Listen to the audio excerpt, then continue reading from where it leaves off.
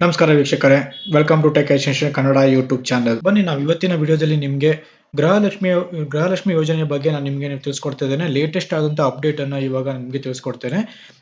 ಗೃಹಲಕ್ಷ್ಮಿ ಯೋಜನೆಗೆ ₹2,000 ನಾವು ₹2,000 ಪಡ್ಕೋಬೇಕು ಅಂತ ಹೇಳಿದ್ರೆ ನಾವು ಏನೇನು ಮಾಡಬೇಕು, ಮತ್ತೆ ಎಲ್ಲಿ ಅಪ್ಲಿಕೇಶನ್ ಹಾಕಬೇಕಾಗತ್ತೆ, ಹೇಗೆ ಹಾಕಬೇಕಾಗತ್ತೆ, ಯಾವ ಡಾಕ್ಯುಮೆಂಟ್ಸ್ಗಳು ಬೇಕಾಗತ್ತೆ, ಮತ್ತೆ ನಮ್ಮ ಮನೆಯಲ್ಲಿ ಗೃಹಲಕ್ಷ್ಮಿ ಮನೆಯ ಮುಖ್ಯಸ್ಥೆ ಯಾರಿರ್ತಾರೆ ಅಂತ ಅನ್ನೋದನ್ನ ನಾವು ರೇಷನ್ ಕಾರ್ಡಲ್ಲಿ ಹೇಗೆ ಚೆಕ್ ಮಾಡೋದು ಅಂತೇಳಿ ನಾನು ನಿಮಗೆ ಈ ವಿಡಿಯೋದಲ್ಲಿ ನಿಮಗೆ ತೋರಿಸ್ಕೊಡ್ತೇನೆ.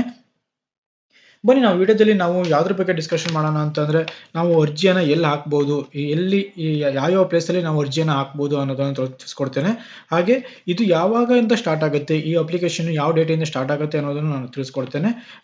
ಹಾಗೆ ಮತ್ತೆ ಈ ಅಪ್ಲಿಕೇಶನ್ ಹಾಕ್ಲಿಕ್ಕೆ ನಮ್ಗೆ ಏನಾದ್ರು ಮೆಸೇಜ್ ಬರುತ್ತಾ ಮೊಬೈಲಿಗೆ, ನಮ್ಮ ಮೊಬೈಲ್ ನಂಬರಿಗೆ ಅನ್ನೋದನ್ನು ತಿಳಿಸ್ಕೊಡ್ತೇನೆ.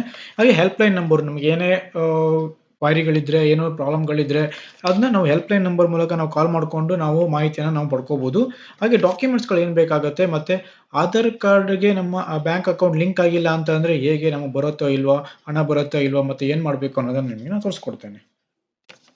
ಫಸ್ಟ್ ನಾವು ಗೃಹಲಕ್ಷ್ಮಿ ಯೋಜನೆಗೆ ₹2,000 ನಾವು ಪಡಿಬೇಕು ಅಂತ ಹೇಳಿದ್ರೆ ನಾವು ಅರ್ಜಿಯನ್ನು ಹಾಕಬೇಕಾಗತ್ತೆ. ಅರ್ಜಿ ಹಾಕಿಲ್ಲ ಅಂದ್ರೆ ನಮ್ಗೆ ಯಾವುದೇ ರೀತಿಯ ನಾವು ಕ್ವಾಲಿಫೈ ಆಗಲ್ಲ. ಇದಕ್ಕೆ ನೀವು ಅರ್ಜಿಯನ್ನು ಹಾಕಬೇಕಾಗತ್ತೆ. ಅರ್ಜಿ ಹಾಕಬೇಕು ಅಂತ ಹೇಳಿದ್ರೆ ನಾವು ಇವಾಗ ಅಟ್ ಪ್ರೆಸೆಂಟ್ ಇವಾಗಿರೋ ಅಪ್ಡೇಟ್ ಪ್ರಕಾರ ನಮಗೆ ಎಲ್ಲೆಲ್ಲಿ ನಾವು ಅರ್ಜಿ ಹಾಕ್ಬೋದು ಅಂತ ಹೇಳಿದ್ರೆ, ನಿಮ್ಮ ಗ್ರಾಮೀಣ ಭಾಗದವರಾಗಿದ್ರೆ ಬಾಪೂಜಿ ಸೇವಾ ಕೇಂದ್ರ ಅಥವಾ ಗ್ರಾಮ ಒನ್ಗಳಲ್ಲಿ ನೀವು ಅರ್ಜಿಯನ್ನು ನೀವು ಹಾಕ್ಬೋದು. ಹಾಗೆ ನಗರ ಪ್ರದೇಶಕ್ಕೆ ನೀವು ಬಂದ್ರೆ ಬೆಂಗಳೂರನ್ನು ಮತ್ತೆ ಕರ್ನಾಟಕ ಒನ್ಗಳಲ್ಲಿ ನೀವು ಅಪ್ಲಿಕೇಶನ್ ನೀವು ಹಾಕ್ಬೋದು, ಅರ್ಜಿಯನ್ನು ನೀವು ಹಾಕ್ಬೋದು. ಅದು ಅಲ್ಲದೆ ಮತ್ತೆ ಪ್ರಜಾಪ್ರತಿನಿಧಿ ಮೂಲಕ ನೀವು ಸಹ ಅರ್ಜಿಯನ್ನು ನೀವು ಹಾಕ್ಬೋದು. ಪ್ರಜಾಪ್ರತಿನಿಧಿ ಮೂಲಕ ಅಂತ ಹೇಳಿದ್ರೆ ಇವಾಗ ಒಂದೊಂದು ಏರಿಯಾದಲ್ಲಿ ಒಬ್ಬೊಬ್ಬರನ್ನ ಅಂತ ಹೇಳಿ, ಅಥವಾ ಒಬ್ರು ಅಥವಾ 2 ಜನ, ಒಂದು ಲೇಡೀಸ್ ಇರ್ಬೋದು ಅಥವಾ ಒಂದು ಜೆಂಟ್ಸ್ ಇರ್ಬೋದು, ಈ ತರ ಒಂದು ಪ್ರಜಾಪ್ರತಿನಿಧಿಯನ್ನು ಅಲರ್ಟ್ ಮಾಡಿ ಇರ್ತಾರೆ ನಿಮ್ಗೆ. ಅವ್ರ ಮುಖಾಂತರ ಸಹ ನೀವು ಅರ್ಜಿಯನ್ನು ನೀವು ಹಾಕ್ಬೋದು. ಈ ಅರ್ಜಿ ಹಾಕ್ಬೇಕು ಅಂತ ಹೇಳಿದ್ರೆ ನಿಮ್ಗೆ ಏನಾಗುತ್ತೆ ಅಂತ ಹೇಳಿದ್ರೆ, ನಿಮ್ಮ ಮೊಬೈಲಿಗೆ ಒಂದು SMS ಬರುತ್ತೆ. ಡೇಟು, ಟೈಮು ಮತ್ತೆ ಯಾವ ಟೈಮಲ್ಲಿ ಹೋಗ್ಬೇಕಾಗತ್ತೆ, ಯಾವ ಡೇಟಿಗೆ ಹೋಗ್ಬೇಕಾಗತ್ತೆ ಅಂತ ಹೇಳಿ ನಿಮ್ಗೊಂದು ಮೆಸೇಜ್ ಬರುತ್ತೆ. ಆ ಮೆಸೇಜನ್ನ ನೋಡ್ಕೊಂಡು ನೀವು ಆ ಟೈಮಿಗೆ ನೀವು ಹೋಗ್ಬೇಕಾಗತ್ತೆ. ಆ ಟೈಮಿಗೆ ಮತ್ತೆ ಆ ಡೇಟಿಗೆ ನೀವು ಹೋಗ್ಬೇಕಾಗತ್ತೆ. ಯಾಕಂತ ಹೇಳಿದ್ರೆ ಇವಾಗ ತುಂಬಾ ಜನ ಇರ್ತಾರೆ ಅಪ್ಲಿಕೇಶನ್ ಹಾಕ್ಬೇಕಿದ್ರೆ. ಇನ್ ಕೇಸ್ ನೀವೆಲ್ಲರೂ ಹೋಗ್ಬಿಟ್ರೆ ಒಂದು ದಿನ ವೇಸ್ಟ್ ಆಗುತ್ತೆ, ಕಾಯ್ಬೇಕಾಗತ್ತೆ. ಇದೆಲ್ಲ ಪ್ರಾಬ್ಲಮ್‌ಗಳನ್ನ ಅವರು ಸಾಲ್ವ್ ಮಾಡಕ್ಕೆ ಏನ್ ಮಾಡಿದ್ದಾರೆ ಅಂತ ಹೇಳಿದ್ರೆ, ಒಂದು SMS ಅಲರ್ಟ್ ಅಂತ ಹೇಳಿ ಮಾಡಿದ್ದಾರೆ. ಒಂದು ನಿಮ್ಮ ಮೊಬೈಲ್ ನಂಬರಿಗೆ SMS ಬರುತ್ತೆ.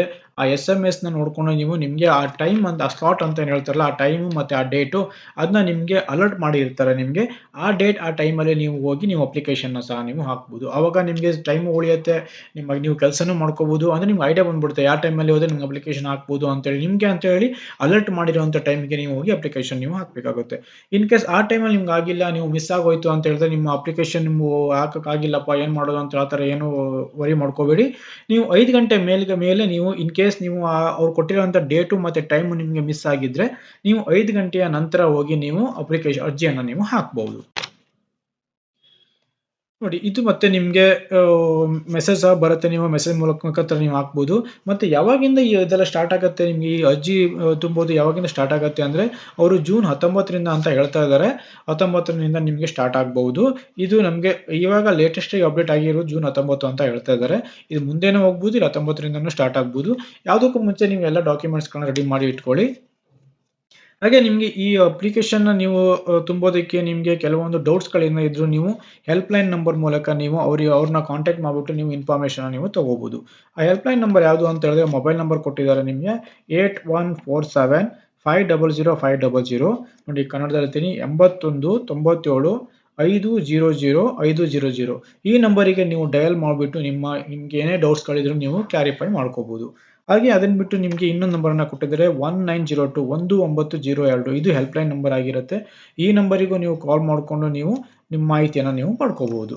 ಏನೇ ನಿಮ್ಗೆ ಈ ಗೃಹಜ್ಯೋತಿ ಗೃಹಲಕ್ಷ್ಮಿಗೆ ನೀವು ಅಪ್ಲಿಕೇಶನ್ ಹಾಕ್ಬೇಕಿದ್ರೆ, ನಿಮ್ಗೆ ಯಾವುದೇ ರೀತಿಯ ತೊಂದರೆಗಳಿದ್ರೂನು ನೀವು ಈ ನಂಬರಿಗೆ ಕಾಲ್ ಮಾಡ್ಬಿಟ್ಟು ನೀವು ಸಾಲ್ವ್ ಮಾಡ್ಕೋಬಹುದು, ಪರಿಹಾರನ ಮಾಡ್ಕೋಬಹುದು, ಏನೇ ಡೌಟ್ಸ್ ಇದ್ರೂನು.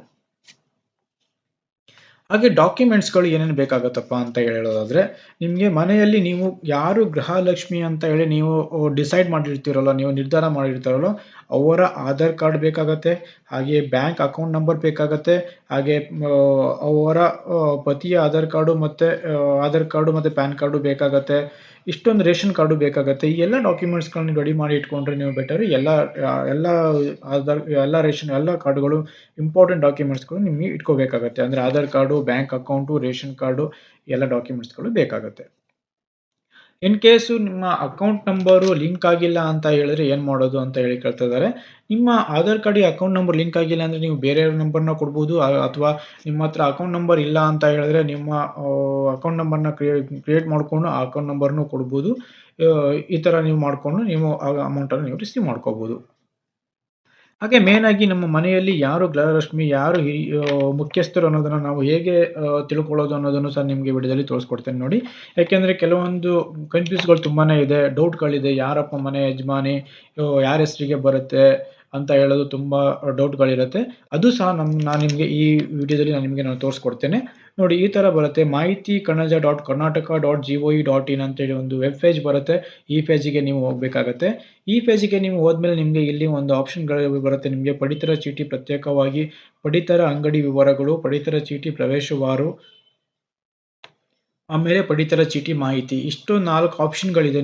ಇದ್ರಲ್ಲಿ ನೀವು ಪಡಿತರ ಚೀಟಿ ಪ್ರತ್ಯೇಕವಾಗಿ ಅಂತ ಇದೆಯಲ್ಲ, ಇದ್ರ ಮೇಲೆ ನೀವು ಕ್ಲಿಕ್ ಮಾಡಬೇಕಾಗತ್ತೆ. ನೋಡಿ ಸ್ನೇಹಿತರೆ, ಇದು ನನ್ನ ಪಡಿತರ ಚೀಟಿ ವಿವರಗಳು ಅಂತ ಬಂದ್ಬಿಡುತ್ತೆ. ಇಲ್ಲಿ ನೀವು ಜಿಲ್ಲೆಯನ್ನು ನೀವು ಸೆಲೆಕ್ಟ್ ಮಾಡಬೇಕಾಗತ್ತೆ.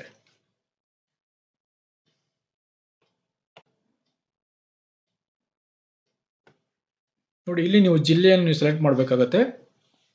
ನೀವು ಜಿಲ್ಲೆಯನ್ನು ಸೆಲೆಕ್ಟ್ ಮಾಡಿದ ಮೇಲೆ ಪಡಿತರ ಚೀಟಿಯ ಸಂಖ್ಯೆಯನ್ನು ನೀವು ಇಲ್ಲಿ ಕೊಡಬೇಕಾಗತ್ತೆ.